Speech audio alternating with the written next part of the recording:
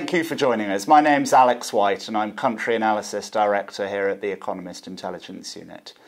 We're here today to talk about the impacts of Brexit on the healthcare industry, and I'm joined by Annie Pannelay, who is our principal for our healthcare practice here at the EIU. So many of you know the context. The UK has voted to leave the EU. Our call is that this will lead directly to a recession in 2017. We expect a contraction in the economy of around 1% of GDP.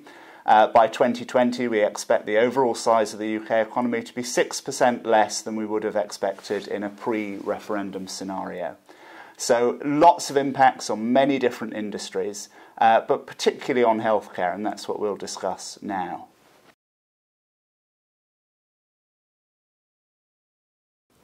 So Annie, what about the longer term trends? What else is going to happen? I think one critical point for the pharma industry and the medtech industry is all the systems around pricing and market access for their new products. At the moment, they are always dealt with at national level, unlike the regulatory systems. Yet, 10 years ago, a European network to harmonize those practices aimed at deciding whether or not and how to use new technologies and how to pay for it has been set up. It's called UNETA.